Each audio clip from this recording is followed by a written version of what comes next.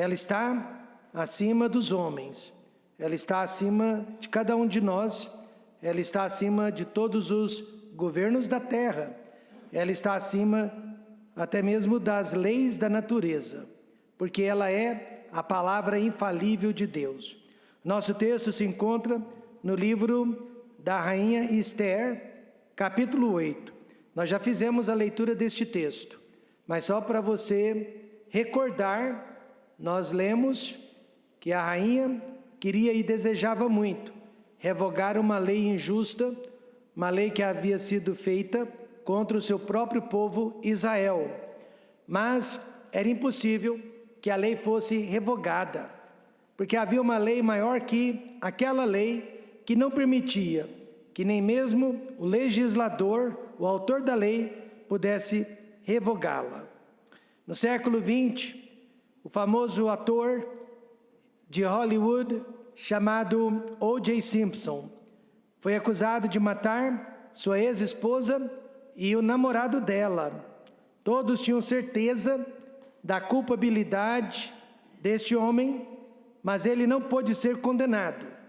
Por quê? Porque as provas eram muito frágeis, as provas não eram claras e objetivas, e porque ele mesmo nunca confessou que havia cometido aquele crime. Hoje em dia nós sabemos de pessoas que confessaram os seus crimes, e mesmo assim já foram liberadas e já estão fora da prisão. Infelizmente, muitos homens, eles se acham acima da lei. Eles acham que estão acima da lei, principalmente quem pode pagar um bom advogado. Alguns homens públicos cometem crimes bárbaros contra a sociedade, mas eles acham que estão acima da lei e por causa disso eles não estão presos. Mas a Bíblia, a palavra de Deus ensina que ninguém está acima da lei de Deus. Ninguém está acima da lei do Criador. O homem pode até burlar a lei aqui na terra, mas um dia ele ou ela terá que prestar contas na eternidade a Deus. A Bíblia diz em Números 32, 23: e sabei que o vosso pecado vos há de achar. Mais cedo ou mais tarde, nós vamos prestar contas de nossos pecados. A lei de Deus, então, está acima de todos os homens de duas maneiras. A primeira é que ninguém jamais pode comprar a lei de Deus. A lei de Deus não está à venda. E a segunda é que ninguém consegue cumprir a lei de Deus. Veja só a situação da raça humana. Ninguém pode comprar a lei de Deus e, ao mesmo tempo, nenhum de nós consegue cumpri-la. Certa vez, um homem religioso me disse que ele guardava todos os mandamentos da lei de Deus. Eu perguntei se ele já havia mentido alguma vez em sua vida. E ele disse que sim. Quem é que nunca mentiu? Portanto, eu mostrei que ele não guardava toda a lei de Deus, só pelo fato de haver mentido. Tiago 2, verso 10, claramente diz: porque qualquer que guardar toda a lei e tropeçar em um só ponto, tornou-se culpado de todos. Parece quando nós montamos aquelas torres de dominó, e ela está toda montada, um monumento lindo de se ver, mas se você remover uma única peça da torre, se você remover um único dominó, o que acontece? A torre inteira desmorona. E assim também é a lei de Deus. Às vezes nós conseguimos obedecer quase todos os mandamentos de Deus, mas porque falhamos em um deles, nos tornamos culpados de todos os outros. Por isso que certa vez uma mulher foi apanhada em adultério. Seus acusadores queriam apedrejá-la conforme rezava a lei. Mas Jesus, para salvá-la, perguntou: quem dentre vós não tem pecado, seja o primeiro a tirar pedras sobre ela. O que Jesus quis dizer com isso? Que todos nós temos culpa no cartório. Então o que fazer se ninguém está acima da lei e ao mesmo tempo ninguém consegue guardar toda a lei? só existe uma esperança. Gálatas 3:13 declara: Cristo nos resgatou da maldição da lei, fazendo-se maldição por nós. Porque está escrito: maldito todo aquele que for pendurado no madeiro. Em outras palavras, a lei condena todo e qualquer ser humano. Mas Jesus Cristo, Filho de Deus, veio para nos libertar e para nos salvar da condenação da lei. O que aprendemos sobre a lei aqui na história da rainha Esther e do rei Assuero, no livro de Esther, capítulo 8. Aprendemos 3 lições sobre a lei de Deus. A primeira lição: a lei de Deus condena todas as pessoas. Me condena você também. Veja o que aconteceu no versículo 6, a rainha falando com o rei: pois como poderei ver o mal que sobrevirá ao meu povo? E como poderei ver a destruição da minha parentela? Esther, cujo nome quer dizer estrela, estava reclamando da severidade da lei do rei Assuero. Ela tinha certeza que aquela lei, assinada, sancionada pelo rei, não dava nenhuma esperança, não dava nenhuma chance de sobrevivência ao seu povo judeu. Ali a nação de Israel teria sido aniquilada para nunca mais existir. Assim também, meus amados irmãos, a lei de Deus, essa lei que eu seguro nas mãos, ela também não foi dada para salvar o homem de seus pecados, mas a lei de Deus foi dada para mostrar quão pecador este homem é, para mostrar ao homem que ele não pode se salvar. Paulo disse em Romanos 3:20, porque pela lei veio o conhecimento do pecado. É através desta lei que eu sei que eu sou um pecador, eu mereço o inferno. É através desta lei eu sei que eu não posso me salvar. É através desta lei eu sei que eu não presto. Eu sei que somente pela graça, somente pela misericórdia, somente pela bondade, somente pela benignidade, somente pelo amor de Deus é que eu posso ser salvo. Amém, irmãos? Essa lei é um espelho que revela o mais profundo abismo que existe dentro da minha alma. Veja, em primeiro lugar, que a lei condena uma raça inteira. Os parentes de Esther eram os judeus, e a lei de Assuero prometia destruir todos eles, inclusive a própria rainha Esther, que era judia. Mas quando o rei assinou aquela lei inadvertidamente, por causa do seu orgulho, e porque ele foi simplório, ele foi enganado por seu assistente, ele não fazia ideia do que estava assinando e de que sua própria esposa seria condenada. E nesta noite muitas pessoas pensam que elas não são pecadoras, que elas são exceções que existem neste mundo, e elas não são pecadoras como os traficantes de drogas, ladrões, assassinos, fornicadores. Mas a Bíblia diz, irmãos, que a lei acha todos nós e condena a todos nós. A lei condena a humanidade inteira e não apenas alguns seres humanos. Veja Romanos 5:12. Portanto, como por um homem entrou o pecado no mundo, e pelo pecado a morte, assim também a morte passou a todos os homens, por isso que todos pecaram. Ninguém escapa da morte, demonstrando que todos nós somos pecadores. A princípio, a rainha Esther não achou que corria perigo de morte. Afinal de contas, ela era rainha, ela era esposa do rei. Outros judeus poderiam morrer, mas ela, como rainha, não morreria. Porém, o seu primo Mardoqueu mandou-lhe dizer, no capítulo 4, verso 13, não imagines no teu íntimo, que por estares na casa do rei, escaparás, só tu entre todos os judeus.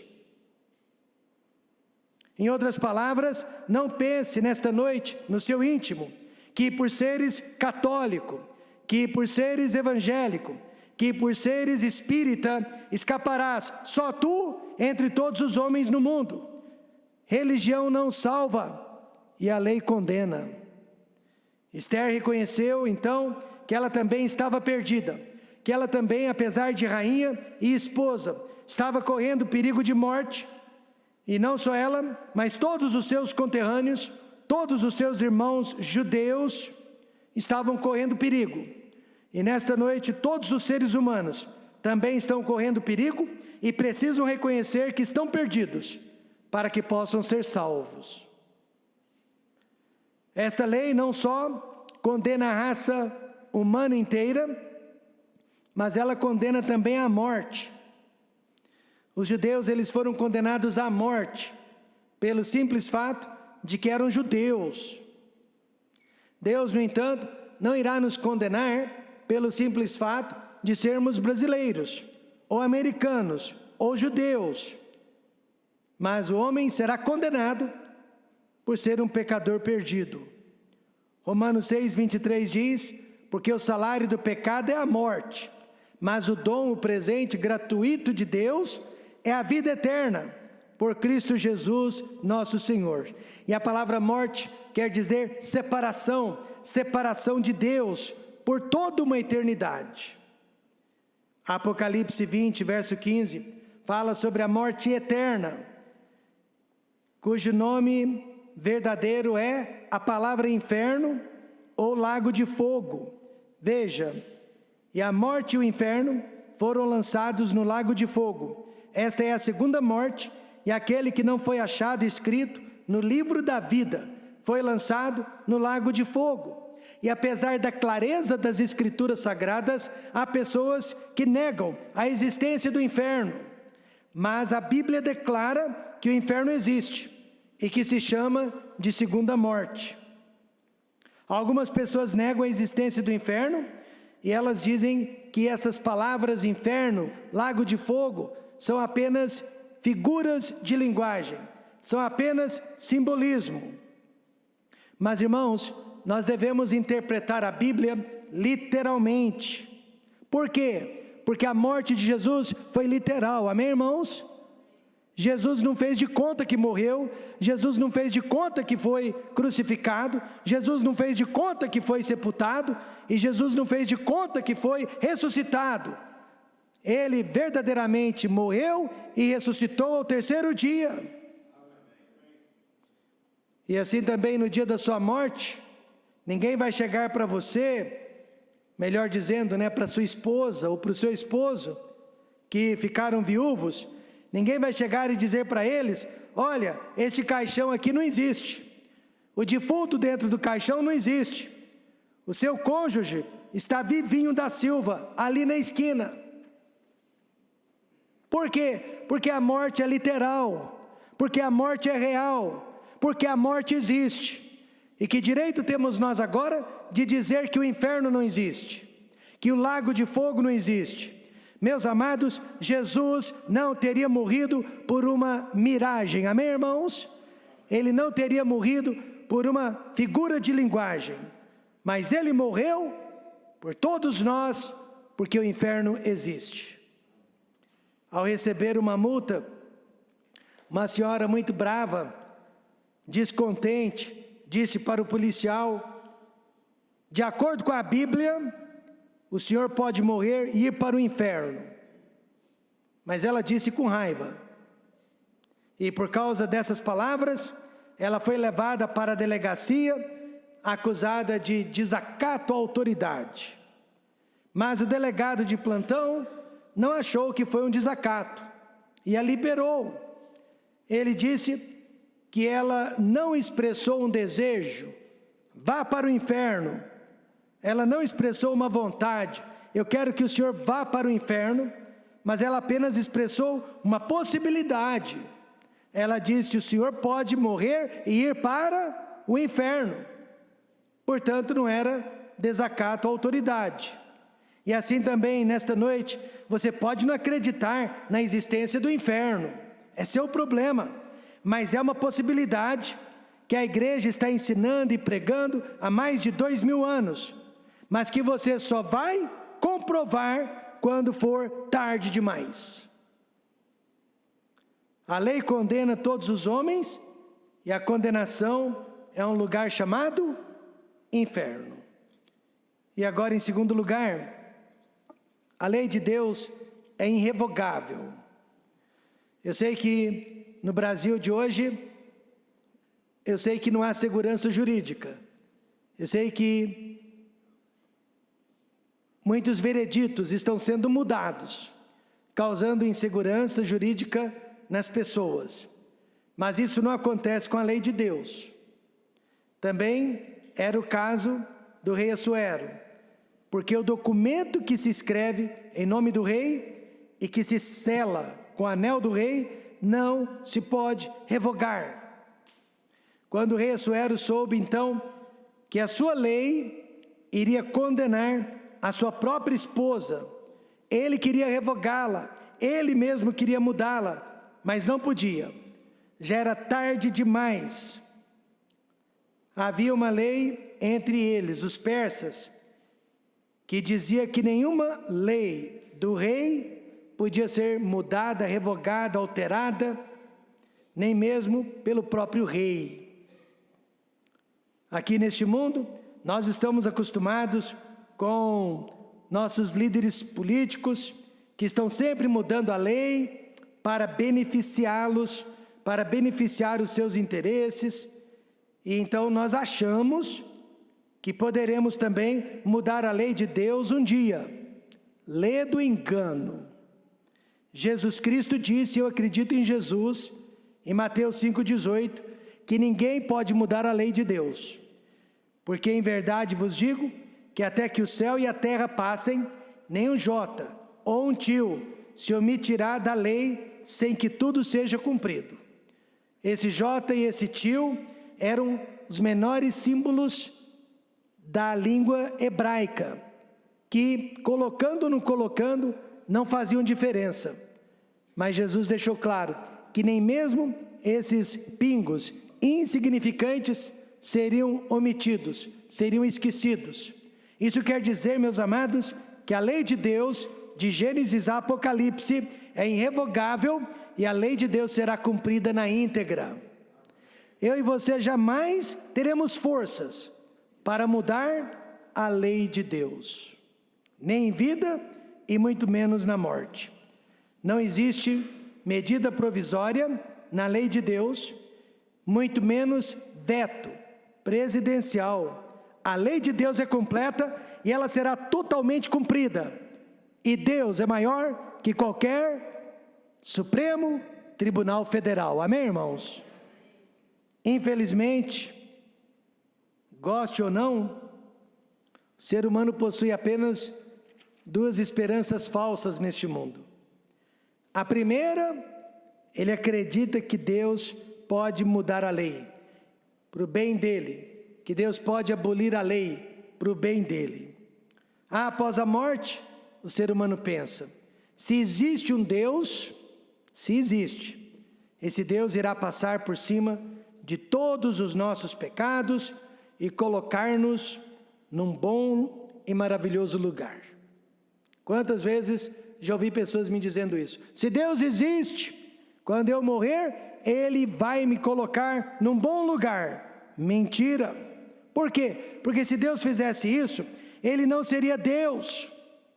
Ele estaria sendo inconsistente e injusto com todos os homens. Deus nunca irá abolir a sua própria palavra. Jesus disse em Mateus 5,17, não cuideis que vim destruir a lei ou os profetas. Não vim abrogar, abolir, mas cumprir. Amém, irmãos? Esther, capítulo 8, verso 3 diz que a rainha, desesperada, lançou-se aos pés do rei e chorou. E ela suplicou que ele revogasse a maldade de Amã. Amã é o assistente que o fez assinar a lei. E que ele revogasse a morte de todos os judeus, mas o rei não podia revogar. No dia do juízo final, muitas pessoas também vão se lançar aos pés de Jesus Cristo, suplicar que revogue a maldição da lei, mas aí o juiz terá que dizer: apartai-vos de mim, malfeitores, pois guardarei os mandamentos do meu Deus. Meus amados irmãos, agora é hora de entendermos isso. Ninguém jamais vai mudar a lei de Deus. A nossa única salvação é Jesus Cristo, amém? Agora, porque após a nossa morte, será tarde demais. Em 1998, uma condenada à pena de morte no estado do Texas, nos Estados Unidos, ela verdadeiramente se converteu a Jesus Cristo. Talvez através do ministério de missionários como o irmão Reinaldo. E a conversão dela foi tão real, a conversão dela foi tão sincera, que a própria Anistia Internacional, ONGs de direitos humanos, intercederam por ela junto ao governador do estado, clamando por clemência, clamando por misericórdia, que ele a livrasse da pena de morte. Mas o próprio governador do estado disse: eu não posso, eu tenho que cumprir a lei. E no dia do juízo final, a lei será cumprida. Não podemos então acreditar na falsa esperança de que a lei será modificada, alterada, abolida, só porque Deus é amor ou só porque Deus é misericordioso. E a segunda esperança falsa do ser humano, ele acredita que pode cumprir a lei por conta própria. Ele pode, de dentro de casa, cumprir a lei de Deus. Ele pode sozinho, sem a igreja, cumprir a lei de Deus. Ele pode, sem a Bíblia, cumprir a lei de Deus. Como? Sendo religioso, sendo um bom cidadão, guardando o sábado, e especialmente fazendo caridade aos outros. Ele acha que com isso ele cumpriu a lei. Agora veja, irmãos, que no nosso texto, Ester 8, a esposa do rei não conseguiu mudar a lei. Mardoqueu, ele havia salvado a vida do rei da morte, também não conseguiu mudar a lei. Então quem somos nós para mudarmos a lei de Deus? Devemos sim obedecê-la, mas achar que as nossas obras vão nos levar para o céu é presunção religiosa. E tal ensinamento não se encontra na Bíblia. Muito pelo contrário, veja o que a Bíblia diz em Efésios 2, 8 e 9. Porque pela graça sois salvos, por meio da fé. Isto não vem de vós, é dom, é presente de Deus, não vem das obras, para que ninguém se glorie. Eu não posso cumprir toda a lei, mas eu conheço uma pessoa que cumpriu toda a lei por mim, Jesus Cristo. E através da fé nele, somos salvos. Então, meus irmãos, a lei condena todos os homens. A lei é irrevogável. Mas há uma boa notícia. A lei de Deus pode ser satisfeita. A lei de Deus pode ser agradada, sem que eu e você precisemos ir para o inferno. Amém, irmãos? Sem que eu e você precisemos pagar pelos nossos próprios pecados. Como? O rei Assuero, lembra, ele não podia revogar a lei antiga, a primeira lei que condenava todos os judeus à morte. Mas o que ele fez? Ele não podia mexer na primeira lei, então ele providenciou uma segunda lei, uma outra lei, que podia se sobrepor à primeira lei. E então livrar o povo judeu da morte. Essa lei, a segunda lei, ficou conhecida como o dia de Purim. E até hoje, nos dias de hoje, o dia de Purim é comemorado pelos judeus. Veja o verso 11.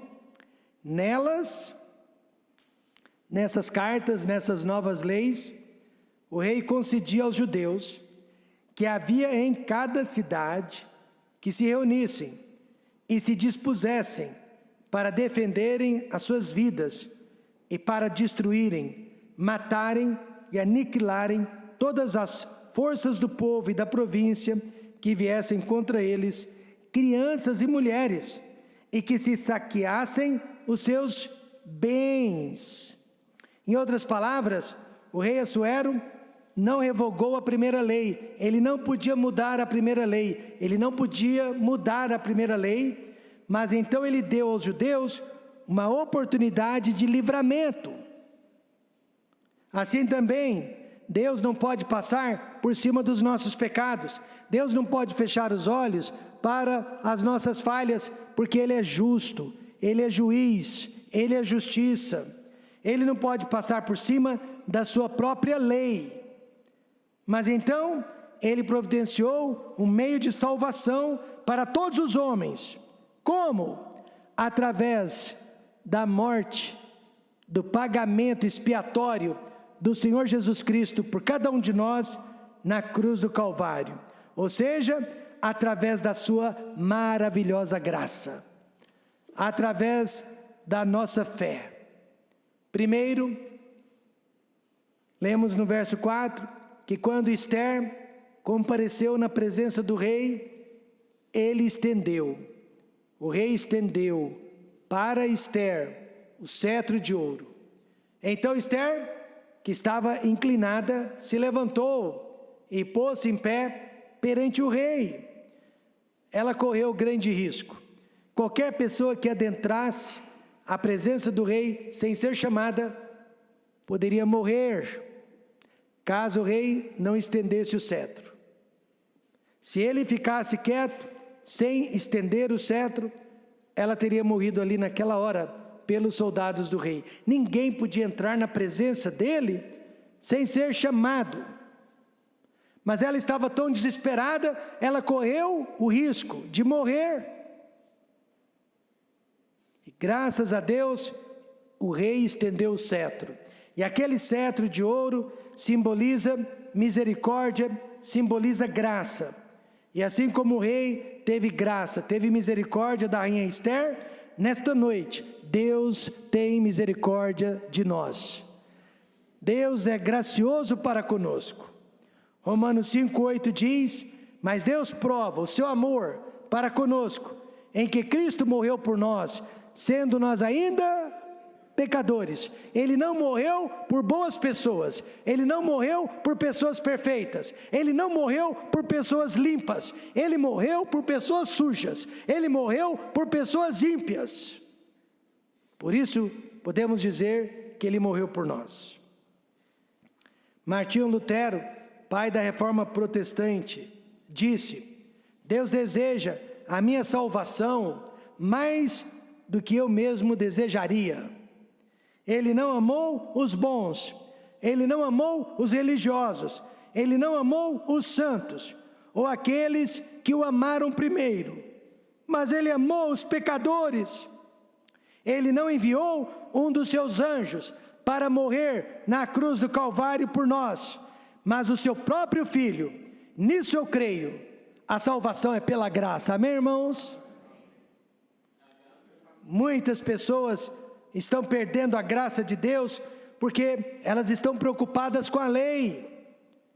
A lei é apenas um espelho para mostrar quão pecadores nós somos, mas Jesus Cristo é a única salvação. Hoje podemos ser salvos através da graça maravilhosa de Jesus. E é claro, através da nossa fé. Lemos: e para os judeus, no verso 16, houve luz e alegria e gozo e honra. Por quê? Porque quando eles receberam a segunda carta do rei, da mesma forma que eles acreditaram na primeira carta que os condenava, eles acreditaram na segunda carta que os salvava. Eles acreditavam na segunda carta que os libertava. E assim também, eu acredito na lei de Moisés. Eu acredito no Velho Testamento. Eu acredito que eu mereço, e você também, todas as maldições da lei.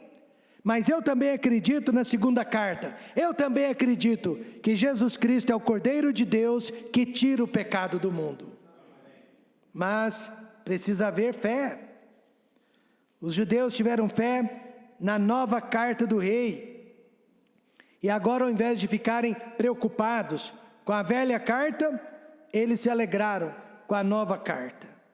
Muitas pessoas estão preocupadas com o Velho Testamento, mas o Novo Testamento traz luz, alegria, gozo e honra. Jesus Cristo veio, meus amados irmãos, para cumprir toda a lei por nós e nos dar salvação. Gálatas 4:4 diz: mas vindo a plenitude dos tempos, Deus enviou o seu Filho, nascido de mulher, nascido sob a lei, quer dizer, debaixo da lei. Ele nasceu debaixo da lei, ele viveu a lei, ele cumpriu a lei, ele pagou por todos os nossos pecados. O Velho Testamento me condenava, mas o Novo Testamento me salva, me anistia de toda culpa e de todo pecado. Amém, irmãos? Eu, nesta noite, tenho fé no Senhor Jesus Cristo, na sua morte na cruz, no seu sepultamento, na sua ressurreição. Por isso eu recebo Jesus Cristo como meu único e suficiente Salvador. Paulo apóstolo também disse em Efésios 2:8-9, vamos ler todos juntos: porque pela graça sois salvos por meio da fé, e isto não vem de vós, é dom de Deus, não vem das obras, para que ninguém se glorie, não vem da lei, amém, irmãos? Mas vem da graça. Concluindo, lembre-se, a lei de Deus condena todos os seres humanos, ninguém escapa desta condenação. Veja, porque todos pecaram e destituídos estão da glória de Deus. A lei de Deus é irrevogável. Veja, porque em verdade vos digo que até que o céu e a terra passem, nem um jota ou um tio se omitirá da lei, sem que tudo seja cumprido. E terceiro, a lei de Deus só pode ser satisfeita, só pode ser agradada por Jesus Cristo. Cristo nos resgatou da maldição da lei, fazendo-se maldição por nós, porque está escrito: maldito todo aquele que for pendurado no madeiro. Portanto, a lei de Deus está acima dos homens. A lei de Deus está acima de todos nós. E se você está tentando ser salvo através da lei, de qualquer lei, religião, boas obras, boa índole, guarda disso, guarda daquilo, saiba que tudo isso é em vão, porque você e eu só podemos ser salvos através de Jesus Cristo, crendo nele e somente nele.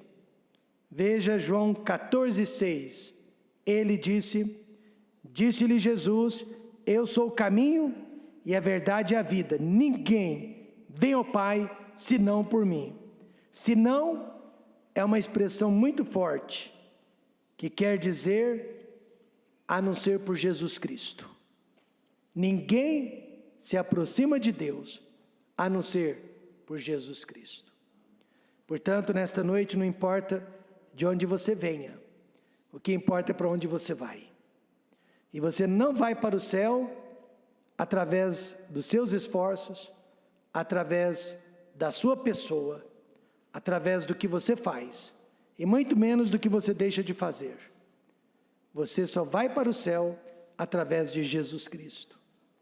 Enquanto estava sendo torturada e sendo morta, Joana d'Arc gritava: Jesus, Jesus, o único passaporte para o céu é Jesus Cristo.